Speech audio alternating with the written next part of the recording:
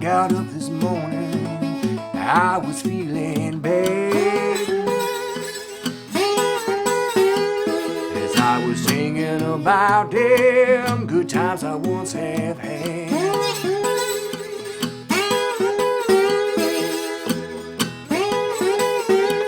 Well, if you didn't want me, why didn't you tell me so? 'Cause I can give me a woman in any old town I go.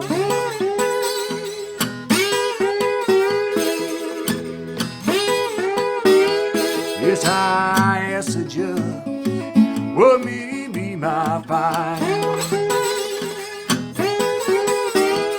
He said 11 and 29 and a $50 fine.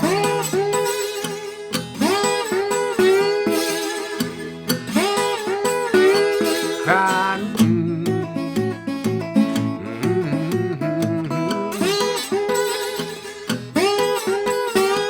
crying.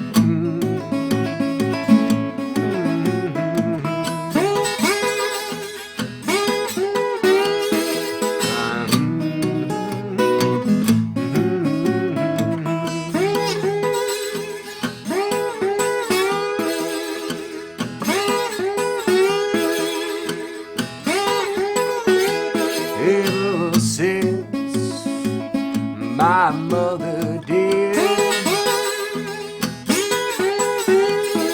been the troubles and trials all around my head.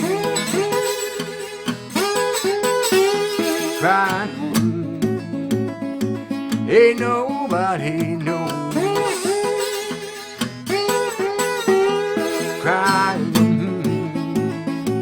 ain't nobody knows.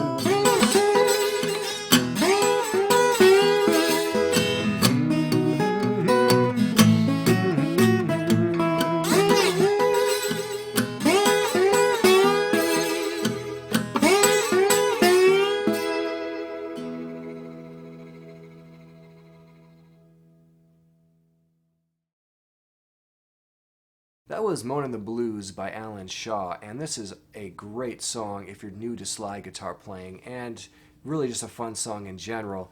I performed it out of open E tuning, which is very near to the original recording.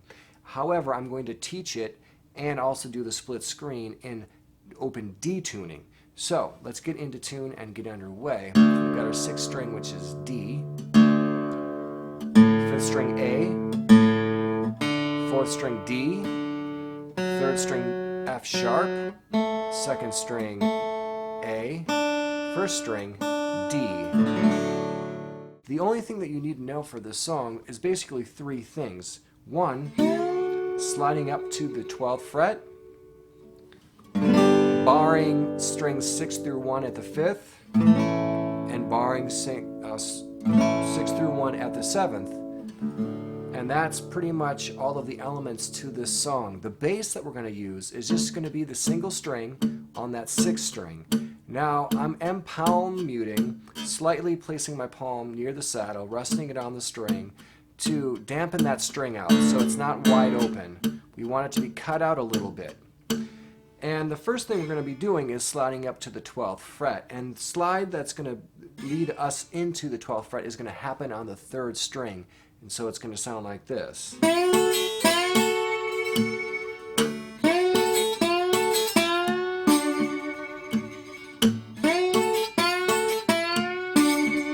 So all that is going 3, 2, 3, 2, 3, 2, 3, 2, 3, 4. 3, 2, 3, 2, 3, 4. And that's the basic pattern.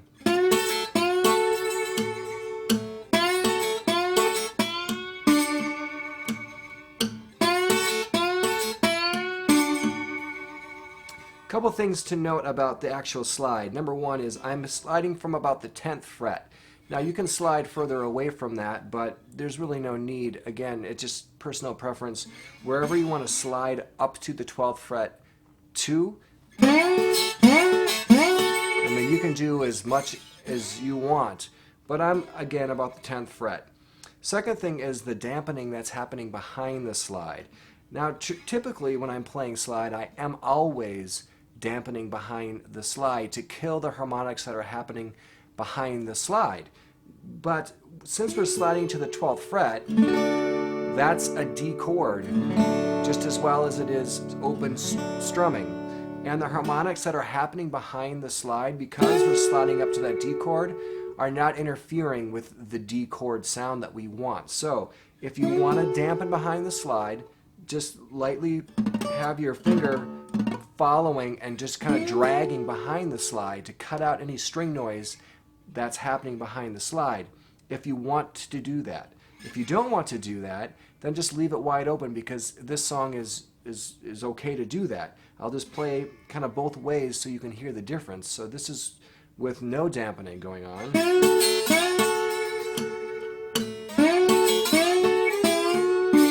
we go. You hear the difference?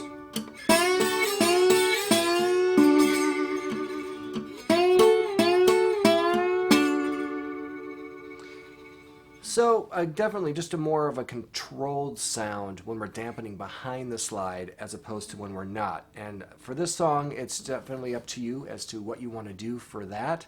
So just a few things to keep in your toolbox: learning how to dampen behind the slide and learning when it's appropriate to not do that, to let that string noise ring out a little bit more. So that's the slide part. That is going to happen in the intro, and it's going to happen between the verse, or the lines of the verse. So we've got the 12th fret slide, 6th string bass,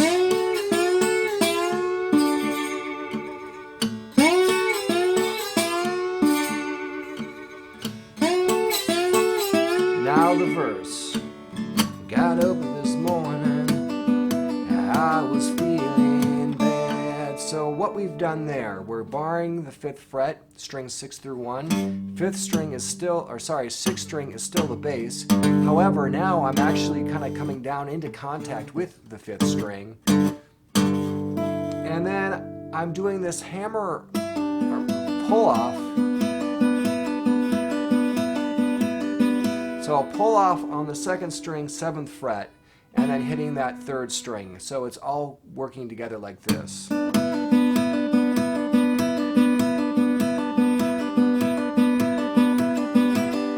And that happens over the verse. Got up this morning, and I was feeling bad.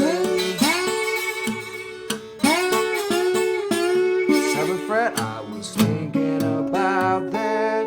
So now on the 7th fret, we're not going to be doing that pull off. We're just going to be using that 2nd string at the 9th fret to follow the melody line. Thinking about them, 5th fret, good times we once have had.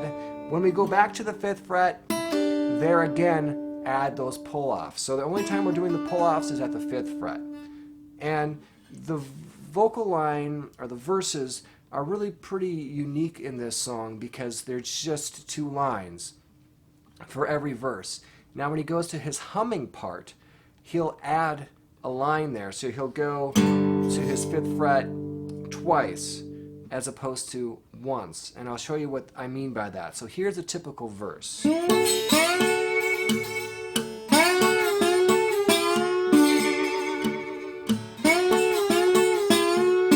Well, I got up this morning, I was feeling bad.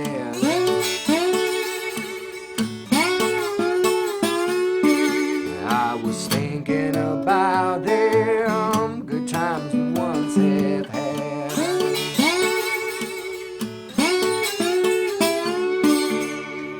So that is a typical verse, just 2 lines. Now when he goes to the humming part, he'll do this. Crying.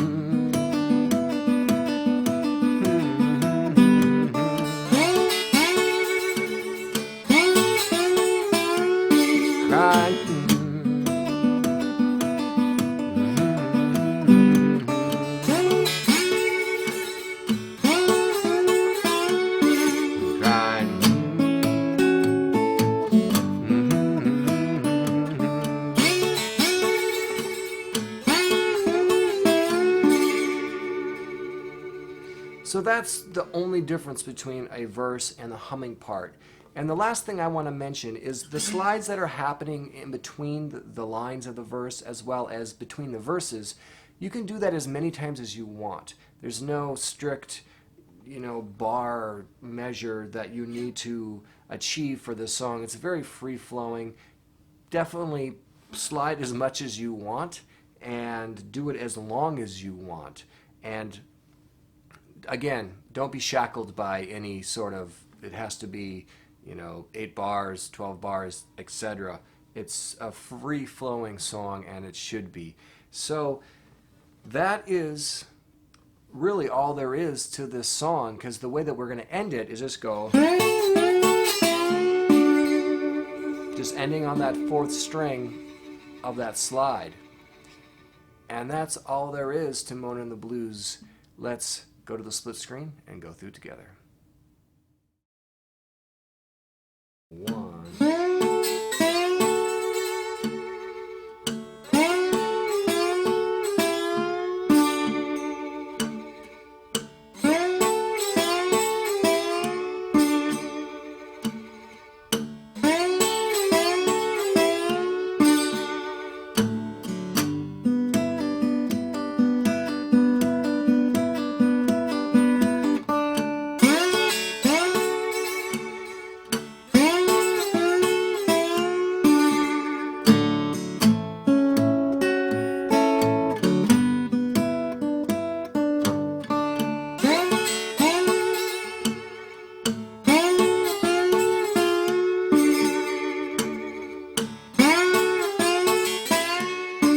When I got up this morning,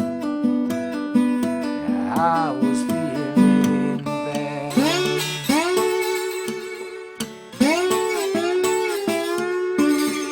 I was thinking about the good times we once have had.